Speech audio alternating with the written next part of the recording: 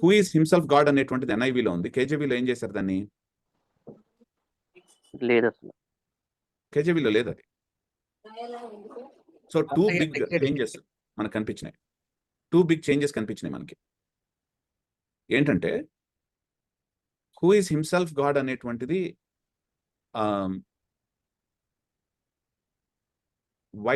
Why is it not in KJV? Is NIV trying to, అంటే NIV దేవుడు అనేటువంటి పదాన్ని చాలా ప్లేసెస్ నుంచి తీసేసిందండి అనేటువంటి వాళ్ళకి ఒక మాట చెప్తున్నాను నేను ఇక్కడ. No, that's not how it. Sir ఇప్పుడు ఎన్ఐవి ట్రాన్స్లేషన్ లో బహుశా ఆయన ఆ మాట యోహాను సువార్త ఫస్ట్ వచనం నుంచి తీసుకున్నారేమో అనుకుంటున్నాను నేను. No, that's not how translations work. Translations ఏంటంటే వాళ్ళకి ఇష్టం వచ్చినట్టుగా ఒక మొదటి వచనంలో అక్కడ ఉంది కాబట్టి ఇక్కడ కూడా వాడేద్దాం అని అనుకోరు translations. That's not how translations work. Okay, yeah. So how did he use that word? Old manuscripts లో హూ ఈస్ హిమ్సెల్ఫ్ గాడ్ అనేటువంటిది ఉంది. కేజేవిని ట్రాన్స్లేట్ చేసినటువంటి మ్యానుస్క్రిప్ట్స్ లో ఆ మాట కాపీ చేసేటప్పుడు మిస్ అయింది. Oh, nice. New thing I'm hearing. Yeah, so the reason is translators యాక్చువల్ గా చేసేటప్పుడు these are all scholars that we have. అందరూ కొంచెం మ్యూట్ లో పెట్టుకోండి, ఎవరైతే మాట్లాడటం ఆపేశారో. సో మ్యూట్ లో పెట్టుకోండి, ఎందుకంటే it's really disturbing others also. So నేనేమంటున్నానంటే ఇలాంటి మనం దుర్వార్తలు విన్న తర్వాత, ఇలాంటి రూమర్స్ విన్న తర్వాత, వాట్సాప్లో మనకి తర్వాత పెట్టిన తర్వాత, let's actually check authentic sources. ఎందుకు పలానా చోట నుంచి పలానా పదాన్ని తీసేశారు, పలానా ట్రాన్స్లేషన్లో ఎందుకు మిస్ అయింది? ఎందుకంటే ఇది మనం చెక్ చేయకపోతే జాకిర్ నాయక్ ఎంతమంది క్రిస్టియన్స్ ని ముస్లిమ్స్ కింద కన్వర్ట్ చేశాడో తెలుసా? బిగాటన్ అనేటువంటి వర్డ్ తీసేశారని అనేది చూపించి.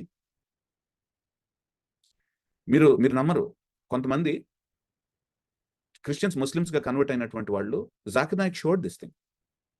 కేజేవిలో బిగాటన్ అని ఉంది, మిగిలినటువంటి ట్రాన్స్లేషన్స్ లో తీసేశారు. So that itself shows that actual గా క్రిస్టియన్స్ ఆర్ నాట్ క్లియర్. కానీ జాకిర్ నాయక్ తెలియనటువంటిది, ఇక్కడ మిగిలినటువంటి వాళ్ళు ఎవరు చెప్పనటువంటిది ఏంటంటే ద వర్డ్ బిగాటన్,